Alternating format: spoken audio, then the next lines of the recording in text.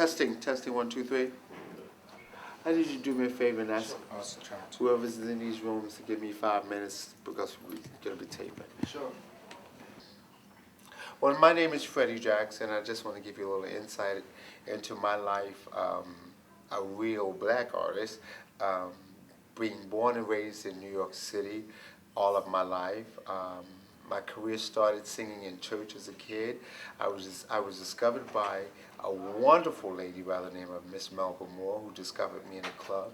And of course, going back and forth to different theaters like the Apollo Theater on 125th Street, and learning so much about the stage from people like Otis Redding, Sam Cooke, the Jackson 5, when they had their original real noses, people such as that, and the love of music was always my life and still is the center of my joy and my love.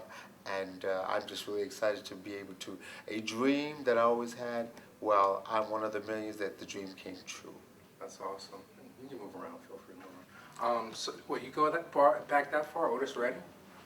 Well, no, I didn't sing background for Otis Redding, but I was just one of the guys who was sitting in the audience when Otis Redding was on stage performing. And I got a chance to see what real showmanship and hard work was made of. Otis Redding, during the day, used to do 3 shows a day at the Apollo Theater, and that was just for 90 cents, guys, let me tell you. But I got a chance to see what it was for a real artist to perform and to give their all in all. And to this day on the stage, what I do is I think I emulate some of that. I love working hard and love people seeing me sweat. I like giving them the real stuff, not like a lot of the new jacks today, and everything is in track. Well, my stuff is all raw, real band, no stuff backstage. It's all natural and real, and I think that's what an audience likes to hear and like to see. That's awesome. So you must have performed at the Apollo many a time. Well, I performed at the Apollo, not during amateur night. There was amateur night, but I was always a little ham, and I was afraid to be booed. The church kind of like got me used to being applauded for when I got finished. So I was like, I'm not going to Apollo to sing, and be booed. And so I never did amateur night. But when my first album came out, I did do the Apollo Theater New Year's Eve, and I was still afraid because I know they had booed quite a few successful artists at the Apollo Theater, so I still felt that I had to be on my P's and Q's while I was there. So I did get a chance to sing at the Apollo Theater. Awesome. And so, talk about the first time you heard your voice on the radio. What was it like? The first time I heard myself on the radio, I went and I cut the radio down. It kind of scared me, although I had heard myself by singing background, because I had sang background for certain people like Evelyn Champagne King, Melba Moore. I sang a lot of Glenn Jones. I sang background on Glenn Jones' Show Me. That's me doing the background.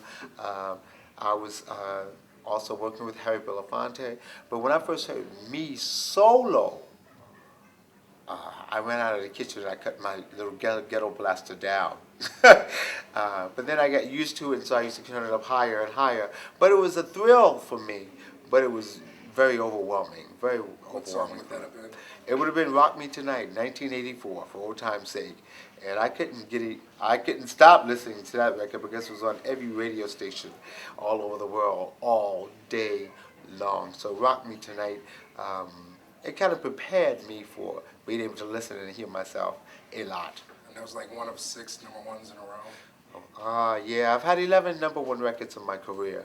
And off of that album, the Rock Me Tonight album, I think I may have had 3.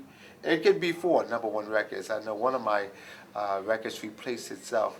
I had a number 1 record, and then I had a number 2 record, but my number 2 record went to number 1, and that was something that had never happened, but only to Sarah Vaughan.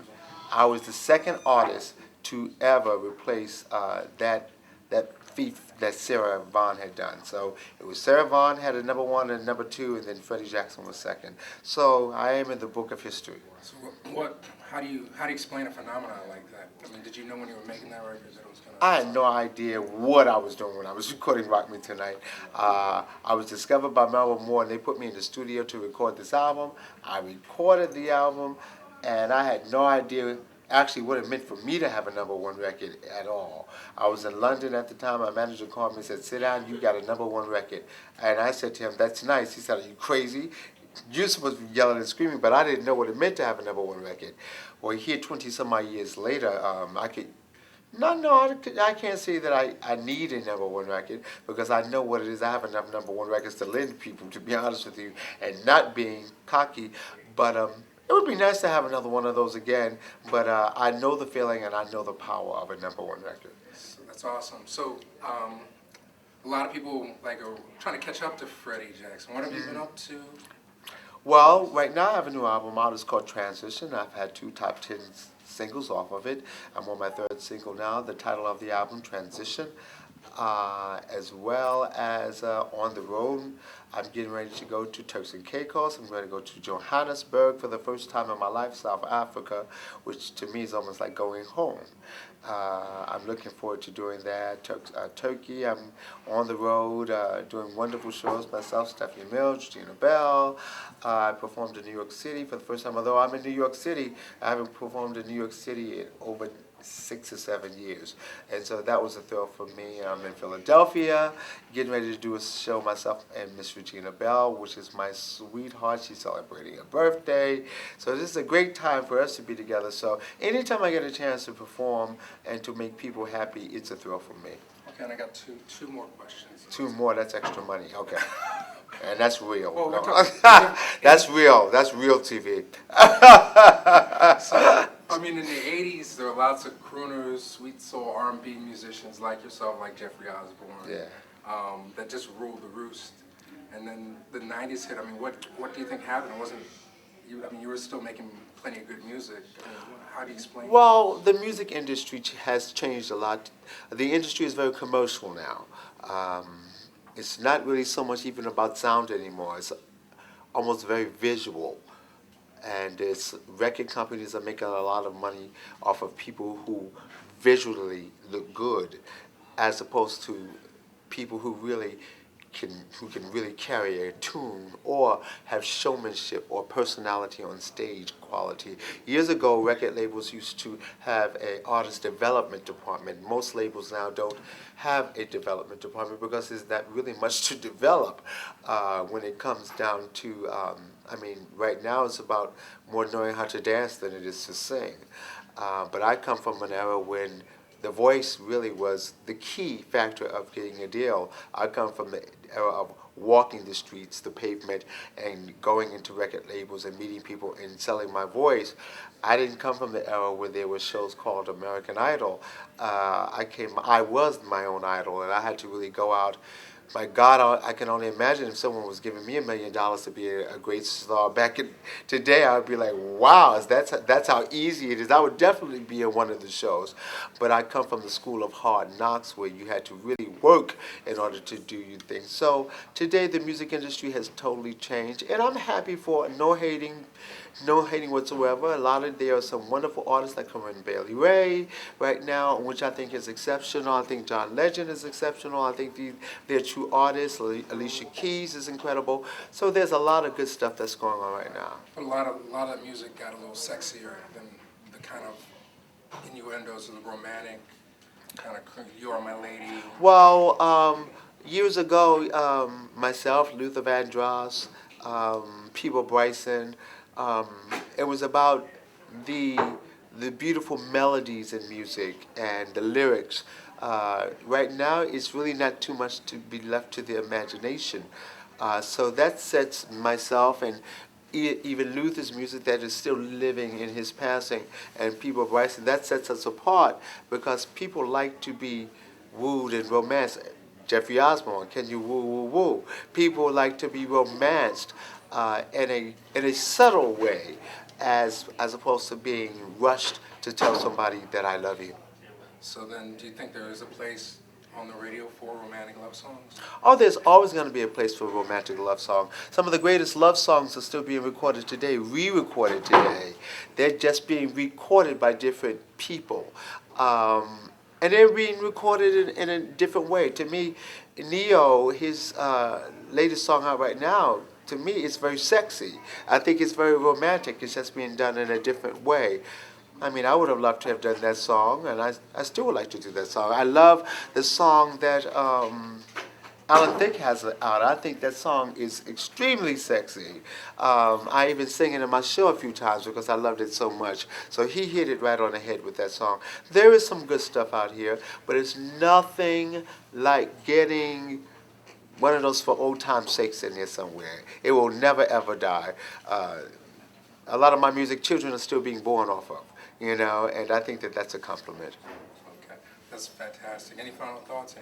Thoughts for the future? Any hopes? The thoughts for the future is for Real TV to pay me my check for doing this interview. Other than that, just joking. But if you got a check, you can send it. But we should make you sing. Yeah, you should make me sing. See, Real TV is rough. We should make you sing. I'm not gonna sing without my money for old time's sake. But lots of things are going on. I'm about to do a little double role in a movie, independent film. I have a cookbook that's going to come out. It's called Freddie Jackson's 30 Days to Romance. And that's 30 of my dishes that I put recipes to. And it's for people who like to stay home and romance themselves for 30 days. You may not get past 30 days, but you'll also have the book to try it on somebody else. So there's a lot of things going on in my life. It's still going on. I got a good year coming up this year for my birthday. But a lot of time has kicked in, but it's better. It's even better now than it ever has been before. Fantastic. All right. Well, that's everything I wanted to say. Was getting on MTV, was that hard? Is that something worth talking about? Well, I've never really been on MTV, VH1 and stuff like that. MTV has never really been. In the 80s, it was hard for any black artist. It was, well, yes. I mean, for any black artist really to be on MTV, that was really basically a rock and roll venue. So, but VH1 was very kind to me. And a few times MTV snuck a little something in there. We had a bigger opportunity a large opportunity then, especially if you were number one. And in my case, I had records that were number one for 26 weeks. So they were like, well, we got to play this guy. But, I don't head trip over things like that. I think that what will be is going to be. And for me, I enjoy being the black man that I am. And I enjoy being who I am. And I've never, ever tried to make music to say that it was going to cross over. If it did, it just did. I had no idea that You Are My Lady would be such a great, phenomenal crossover record for me. But I didn't go in the studio and said I want a white record. I want a pop record. It's just that people have just fallen in love with the music. All different races have fallen in love with the music. And I say that you have to stay true to who you are and what it is that you do. And where it falls, it will fall. And when it falls, it will fall forever. And there's an old saying in my family that what comes from the heart will touch the heart and it will stay in the heart. And I think that that's what my music has done. It has been real for me to make this music, and I try to stay true to it. Hi, this is Freddie Jackson, and you're watching a Reelblack. White folks love Bill Cosby so much. They had commercials, man, where little white children was riding his back eating tapioca out of his eardrums. Daddy Bill. And so, how do they kill my son and I can't get a commercial? For me, I feel that what Sidney was allowed to do in the Heat of the Night was the start of blaxploitation.